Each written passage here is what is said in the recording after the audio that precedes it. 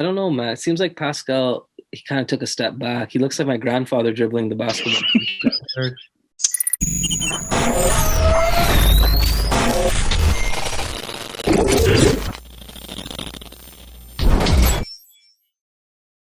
Points. And there's the miss you wanted. There you go. You still got a shot now.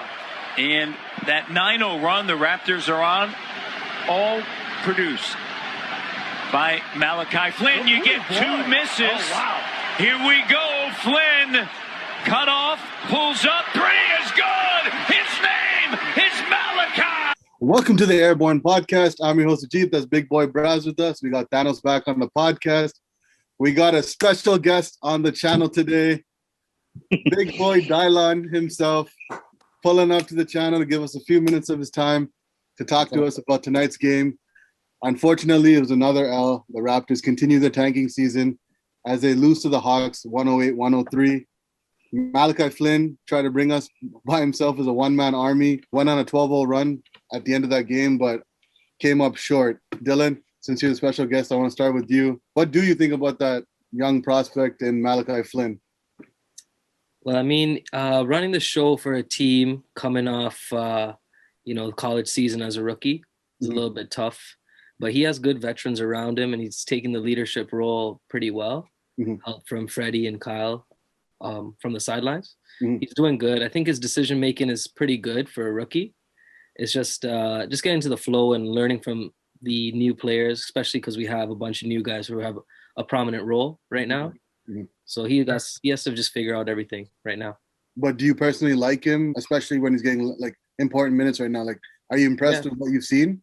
Yeah, it's a lot of pressure for him. There's not really a pure backup right now for him. Well, especially for this game. I know Bembry was running the point a little bit.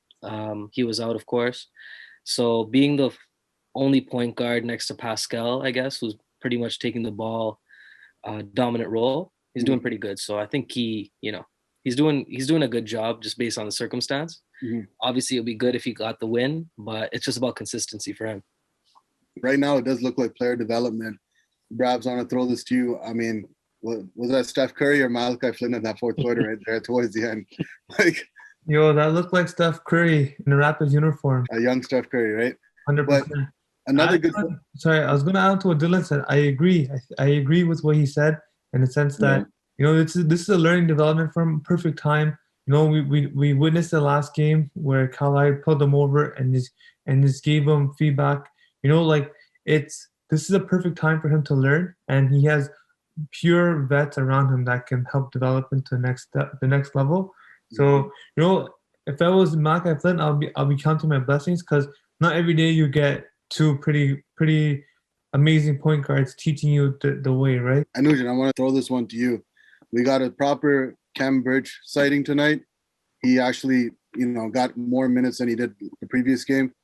He was rebounding the hell out of the ball tonight. He had an and one, and he made a big three. I mean, he made a three faster than Aaron Baines, which Aaron Baines isn't going to see the floor anymore. We need an Amber Alert for my boy Aaron Baines, yo. Throw an Amber Alert, yo. I haven't seen him. Thank God.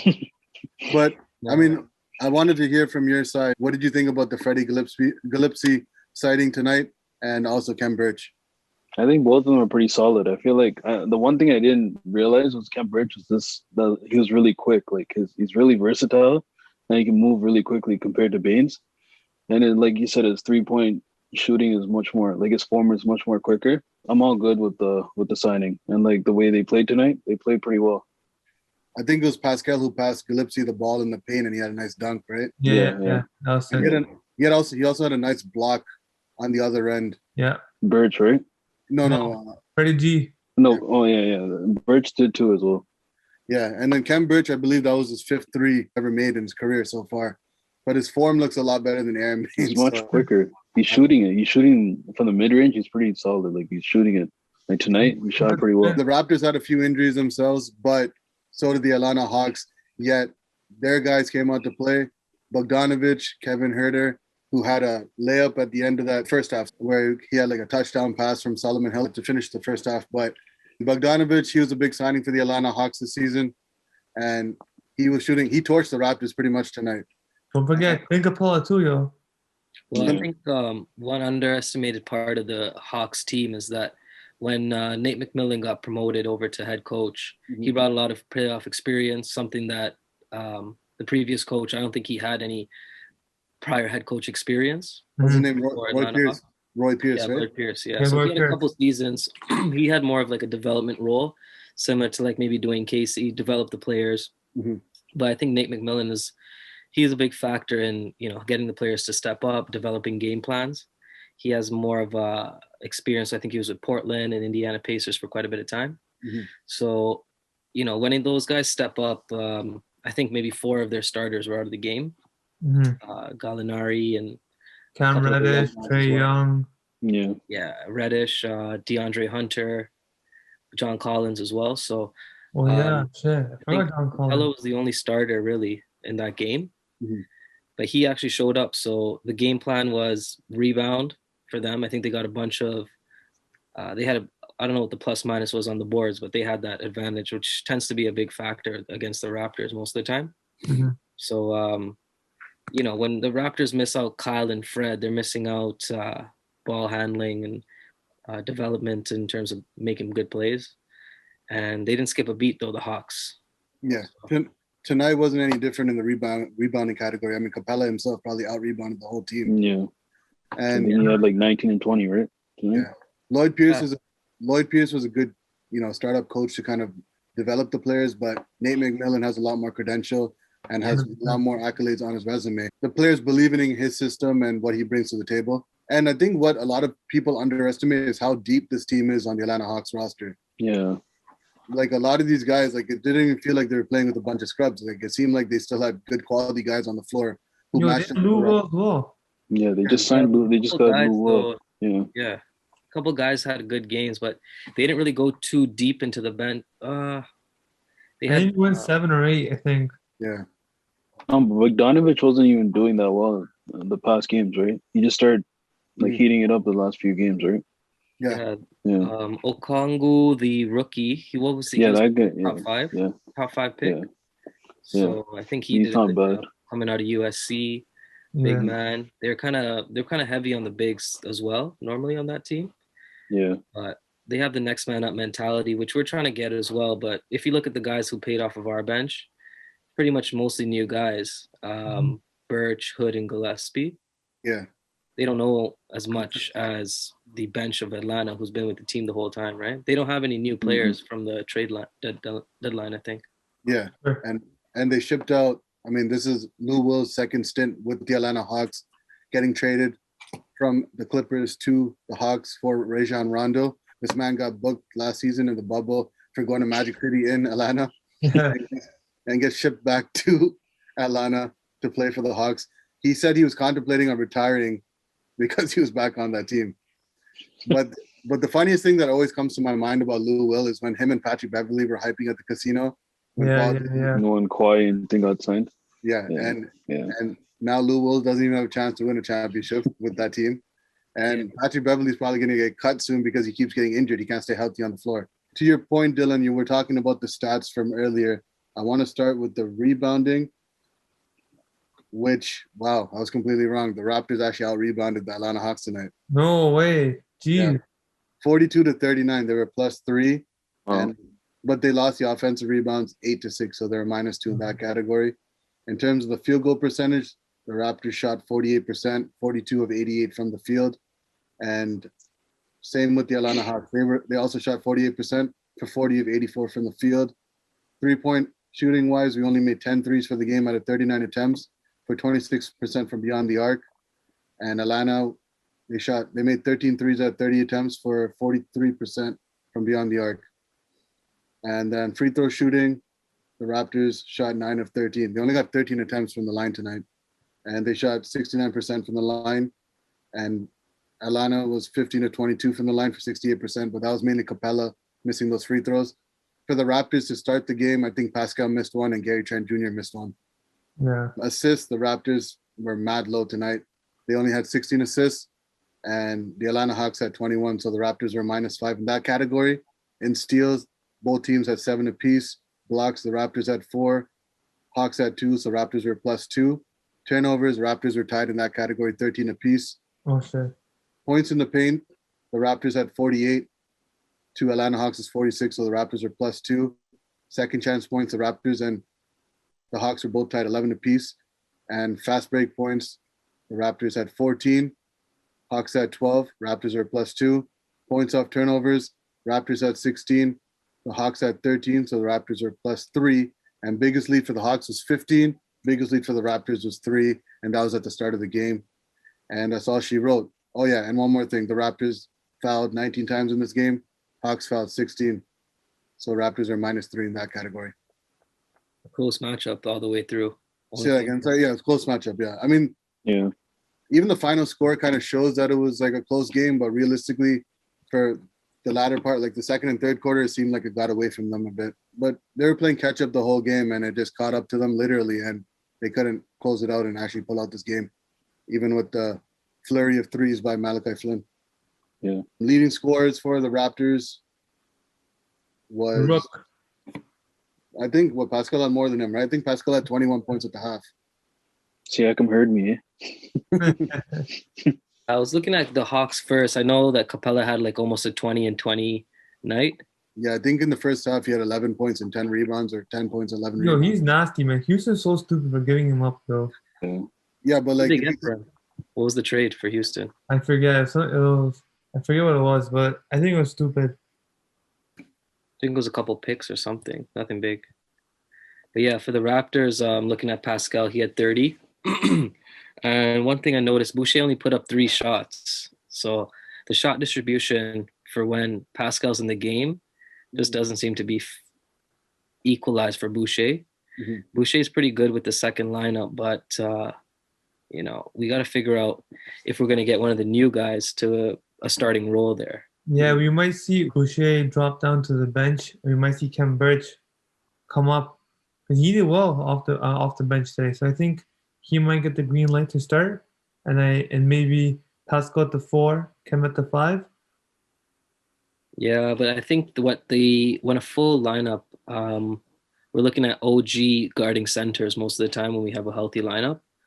Mm. So Gary Trent at the 3, OG technically at the 4, and Pascal playing the 5. So we got to see how the shot distribution goes up. I see here, based on what I've seen the past couple games, when Pascal and Gary Trent play together, seems like Gary Trent tries to force the shot a bit. That's true. He's 3 for 15, 20% from the field goal. Gary Trent was kind of feeling himself after that first fadeaway shot he had in the corner. Yeah. Right. Yeah, so I think Pascal's role as a facilitator needs to be a little bit better. I think his decision making is what needs to be changed, and Yeah. threes, he doesn't need to shoot threes, I think, right at this point in his Yeah. And stop spinning. yeah, he's 1 for 5. It's not going anywhere. He's shooting the same percentage as OG from the 3-point line right now. I remember on the broadcast, Leo Rounds and Jack Armstrong were like, this man's like 2 of 18 from 3 in his last couple games. And I feel like Gary Trent Jr. doesn't play well when Pascal's in the lineup. I feel like the spacing isn't there. And when Chris Boucher starts with Gary Trent, I feel like he goes off for more. Yeah. That one game, the only game that they both played well was that Golden State game when they blew up the Warriors by 53 points. But I did want to get back to one of your points, Dylan, about that trade, or Braveen. I don't know which one of you guys. Yeah, I was going to say the same. That Yeah. was me. Oh, you got it? You have it on? Yeah, I pulled it up. Yeah. Okay, fine. You go ahead and say it. Yeah, so the Atlanta Hawks got Clint Capella and Nene. Nene. Yeah, I don't know what happened. I don't know what happened to him. Yeah. Houston got Robert Covington, Jordan Bell, a second-round pick, a 2024 second-round pick, and then Minnesota. It was a 14 trade. Yeah, Philly was in there too, right? Yeah, no, it was Denver and Minnesota. Okay. Minnesota got Evan Turner, a first-round pick, Malik Beasley, Hernan Gomez, and then Vanderbilt. And then Denver got Gerald Green, a first-round pick, Noah Vonleh, Shabazz Napier, and Bats Dopey or something. Oh, yeah. Dope. Keita Bates-Diop. Yeah, Diop. Yeah. Mm. Oh, yeah. So basically, this was the Rockets, the Hawks, the Denver Nuggets, and the T-Wolves. Yeah. So Malik Beasley was the main piece that went to the Minnesota Timberwolves. The Hawks got Capella. Nene went to India, and Covington went to the Rockets. Jordan Bell. You see Nene go? Nene went to India. Yo, he was looking for Osmos. Does India have Osmos? I don't think they do. You'd be surprised. He's a journey. I think he's done. I think he's a journeyman. He's been around the NBA too much. Yeah. Yeah, him and even Jordan Bell too. Jordan Bell was like a high praised second round rookie for the Warriors, but he disappeared. Everyone was hyping him up, saying he's like the next Draymond Green. Word. Wasn't he on the Wizards? He's been a journeyman. Yeah, I think that's the last team he was on. I don't think he's on that team anymore though. The Raptors' main scores for the night. I mean, Boucher was nowhere to be found, but Pascal Siakam in 40 minutes had 30 points, 6 assists, 7 rebounds, 13 of 19 from the field, 3 of 4 from the free throw line, only 1 of 5 from the three-point line with 2 blocks, 5 turnovers, no steals. OG, been efficient. He's been like a 15-point guy throughout the season. 35 minutes, he had 15 points, 6 rebounds, no assists, 7 of 12 from the field, no free throw attempts. He was also 1 of 5 from 3, only 1 steal, no blocks, 3 turnovers. And Malachi Flynn went on a flurry at the end. Four straight threes to end the game on a 12-2 run. 35 minutes, he had 6 3-pointers, 22 points, 5 rebounds, 3 assists, 8 of 18 from the field, 6 of 13 from beyond the arc, no free throw attempts with 2 steals. And Cambridge in 25 minutes had 13 points, 7 rebounds, no assists, 5 6 from the field, 2 of 3 from the free throw line, 1 of 2 from the three-point line with 2 steals, 1 block. Everyone else was kind of single digits, nowhere to be found. Kyle Lowry was out today. Fred VanVleet was out today. Kyle Lowry was out because of rest. VanVleet was still out with the hip injury. Bambry was out because of hamstring tightness. And everyone tanking, bro. Yeah, this has been the whole, like the Raptor season in a nutshell, basically. Whether it's COVID or injuries, this is what it's been. The other team's just getting exactly what they want on the offensive end too. Yeah, our defense. I think we're just too trigger happy with the blocks, especially from the 3-point line.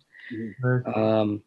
I know Boucher gets those blocks from 3, but still, these 3-point shooters are reading the scouting report and seeing that he's jumping. Either they're going to pump fake, get the 3 free throws, or just pump fake and take it to the basket. Right. And they, their main guys are shooting over 50% or over, such as Bogdanovich, Brandon Goodwin. He played 37 minutes. Mm. I didn't even know. I haven't heard of him. I thought he was a running back. I thought it was Archie Goodwin. I thought it was Archie Goodwin. You thought it was a football player they rented out for the night? Yeah. Well, they were in Tampa Bay or they're in Atlanta? The game today. It was in Tampa. Tampa, yeah. So they probably just Tom Brady sent him over just for one night for a little exercise. Capella could have had an easy 20-point, 20-rebound game if he could just make his goddamn free throws. Right. But in 34 minutes, he had 19 points, 21 rebounds, 1 assist, 7-11 from the field, 5 of 8 from the free throw line. No 3-point attempts, obviously, because he can't shoot a 3 for his life. 0 steals and 1 block. But he was getting offensive rebounds between 2-3 guys every time. It was ridiculous. I don't know how we won the rebounding category tonight. Yeah. And Solomon Hill, he's always been a Raptor killer. Didn't do much today, but he did hit a couple big threes. Yeah, that guy's a Raptor killer indeed, yo. And Kevin Huerter, 32 minutes at 17 points, no rebounds, 4 assists, 7 of 14 from the field, no free throw attempts, 3 of 6 from the 3-point line with 1 steal. And you said, what's his name? Brandon Goodwin, is that his name? Yeah. Brandon Goodwin, yeah. He started today, 37 minutes. Yeah, he started for Trae Young. So the shot chart, is spread out with the whole team. Everyone got to eat tonight. And in 37 minutes, he had 18 points, 5 rebounds, 3 assists, 6 of 12 from the field, 3 of 6 from the free throw line, 3 of 4 from the 3-point line with 2 steals, 4 turnovers. But it felt like every time we were cutting into the lead in the third and fourth quarter, him and Bogdanovich and Kevin Huerter were hitting big threes every single time. Yeah. Right. The Atlanta Hawks, this was a team win. And the Raptors lose another one. They go up against the San Antonio Spurs tomorrow night on the second night of a back-to-back. Mm-hmm. I believe that's why Kyle Lowry didn't play today, so he can play Demar Derozan tomorrow.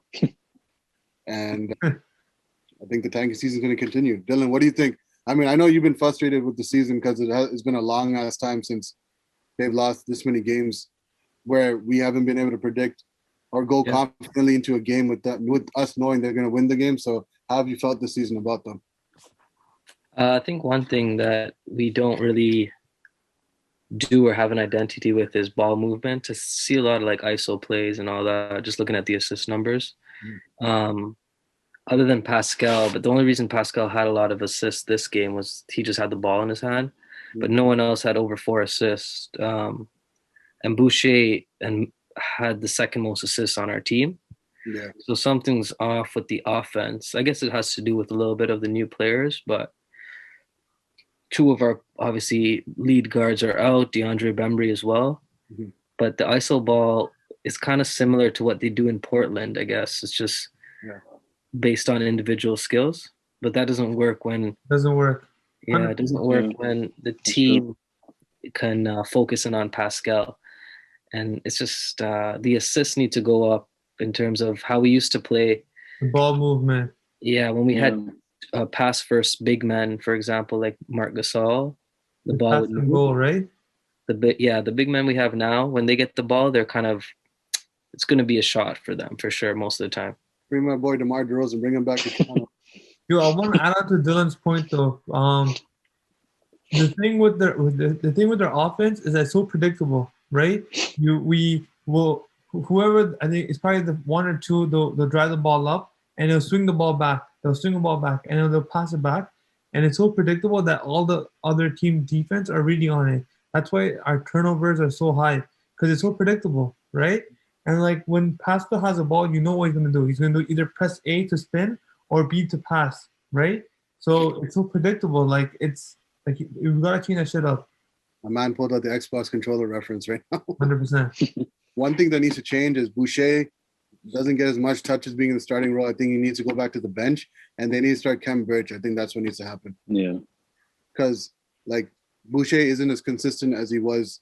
Like certain matchups, maybe you can get away with it, but right now with the confident center in Kem Birch, who's slowly finding his role on the team right now, even though it's only his second game, I feel like he can get the starting role moving forward now, and Boucher can come off the bench to get more touches and kind of be himself again.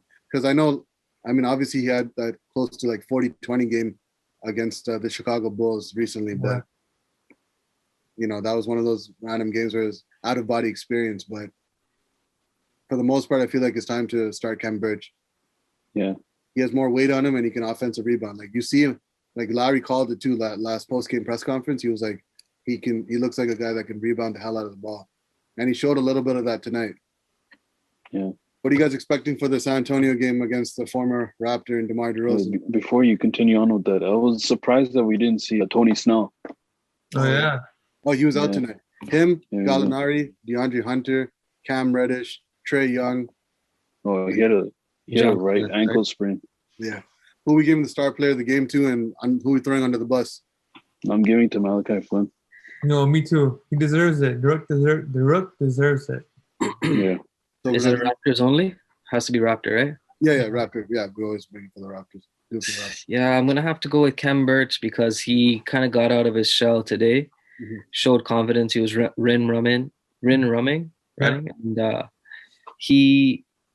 he's falling into he's fitting into the role. And second game in, a lot of pressure on him being the hometown kid.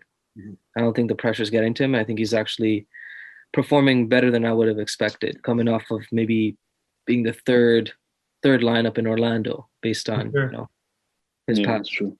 He got a little bit of playing time in the starting role for Orlando once they got rid of Vucevic to Chicago, but they obviously want to go with the younger core, front court in Jonathan Isaac and Mo Bamba. So he wasn't getting enough minutes, so they let him pick a team that he would, and it was a match made in heaven for him. But in terms of the star player of the game, I'm going to go with Malachi Flynn because he had that out-of-body experience and almost basically won us the game in that final minute. I think adding on to what Dylan said about making Kem Birch a star is a valid point because Kem Birch, like you can see, he's bringing us the elements that we're missing, right? Rebounding and offensive rebounds and like aggression, right? Like Aaron Baines is too soft. He doesn't move his feet. He's too slow. But Kem Birch is the opposite. To me, he made impact today. Yeah, 100%. Yeah, for sure. I can't disagree with what Dylan said about Kem Birch.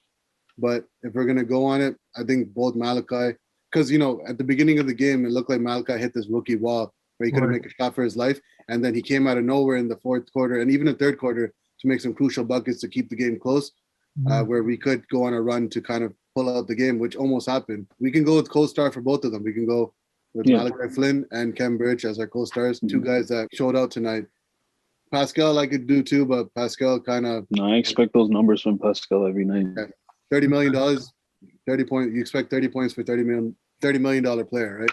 Yeah. Who we throwing under the bus? I already have like about 3 people. Rodney Hood, Chris Boucher. Chris Boucher. I would say, yeah, Watanabe. I'm gonna have to go with Gary Trent. Oh, 35 Oh minutes. yeah. Gary 7 Trent. points. Yeah. Let me tell He's you going, the reason why I'm saying Rodney Hood's on the bus. Rodney Hood went over 5 or some shit in the second or third, and it was disaster. So, Yeah, bust. he was taking some dumbass shots. Too many ISO plays. Yeah. Yeah. Bust for him. Gary Trent, bust, because he set himself this high expectations now, and he didn't fulfill it, yo. So, bust. So Chris Boucher, Gary Trent Jr., and Rodney Hood. Mm-hmm. I'm gonna throw Watanabe and Aaron Baines on there just because they deserve it. Aaron Baines is already on the bus. You remember he got a free TTC pass, Yo, right? TTC pass. He's not the driver though, because you can't trust him driving that bus. He might take out everybody. Right. But yeah, At least Pascal didn't double dribble this game though, so that's a plus. So I guess he's not under the bus this time. we should have given Malachi. Yeah, that's the thing. At the end of the game, if Larry and Van Vliet aren't playing, please just give it to Malachi Flynn or Gary Trent Jr. Yeah. Yeah. Yeah, well, I don't know, man. It seems like Pascal, he kind of took a step back. He looks like my grandfather dribbling the basketball. So I don't know if he lost his skills or he has like some sort of. Yo, he'll be a perfect cast for Space Jam, yo. A perfect cast for Space Jam. You know how they take the powers and like they become shitty? That's what happened. I gave you a shout out in the last podcast, not knowing that you were going to come on for this one. Yeah. But I was saying how we had a conversation before I went to do it, and how you're like, I want some of whatever Pascal smoking. Yeah. But he's in Tampa. He's getting even darker now because of the sun. And, he just needs to work on his game a bit. I think maybe he knows something we don't in terms of like the Raptors' plan. Maybe they're not trying to win this season. Maybe he's just trying to develop his game, because there's a lot of seasons where what game? The spinning game? Fuck. It's like a Beyblade out there, yo. he I don't know. He's the franchise player now, right? So I think that was the biggest mistake. Labeling him as a franchise player. Yo, he's like Beyblade, yo. It's a fad, yo. It's a one-season thing. I see him complaining a lot too, not only to the refs but to players as well. No, Masai labeling him as a franchise player 1 year after getting the championship. Kawhi leaving the team, getting 130 mil straight to the dome. Man's out there spinning like a Beyblade, has no control. And I feel like he's getting too much sunlight out there in Tampa. I think he needs to come back and feel some snow. I don't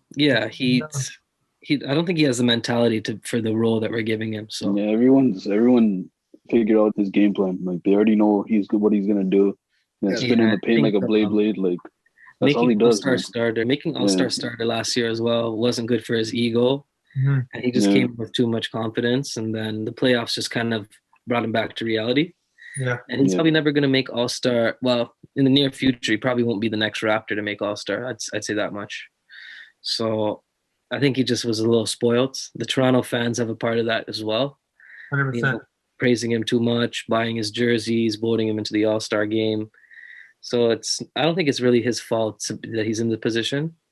Toronto seems to be giving players who don't deserve to be the franchise players, such as DeRozan, these roles, and they're just not really capable of handling it. But wouldn't you rather have DeRozan right now than Pascal Siakam? Yeah, I think right now. Yeah, I would rather have DeRozan. Yeah. And there's a chance we can get him because he's a free agent this coming off season, but that's a story for another day. We are going to see him tomorrow night going up against his former team. And he did hit a game winner, right? He hit a game winner against Dallas? Yeah, Dallas, yeah. He hit it recently, just the other day. Yo, a lot of people are shook. I'm like, yo, you guys don't know Demar Derozan like that, yo. He's known for that kind of shit. Why couldn't he do that in Toronto, though? That's the real question. He did it once. 2 or 3? 2-pointer? He did. Yeah, it was a 2-pointer. Yeah, he perfected the 2-point game. Mid-range, Yeah. All right, well, we'll see how it goes tomorrow. Another L. That's what I'm saying. Like, I don't know if we're going to get a W or not, but I'm still going to watch the game because that's what us loyal Raptor fans do. Yeah. Any final thoughts before we wrap up this podcast? I'd like to say thanks for having me. It's a pleasure. You guys definitely know your stuff. Hopefully you guys can have me again in the near future. 100%. Yeah. Thank you for coming on board. We appreciate you. And you're welcome any day, bro. This is the first of many to come whenever you're... Wait, what do you think? Mumbai. No, I think we're going to India with Nene. We're gonna visit him. Mumbai. But like I said, Dylan, appreciate you for giving us a few minutes of your day to come on the podcast, and definitely hope this is one of many to come. Appreciate you giving us some of your basketball knowledge and bringing it to the podcast. And Thanks. to all our viewers, appreciate you guys for tuning in. If you haven't liked the video, make sure you like it. If you haven't subscribed to the channel, make sure you subscribe to it. What are y'all waiting for? Stop slacking, bro. And we'll be back with the post-game podcast after the San Antonio game. But till then, stay blessed, stay woke, and please stay safe. Peace.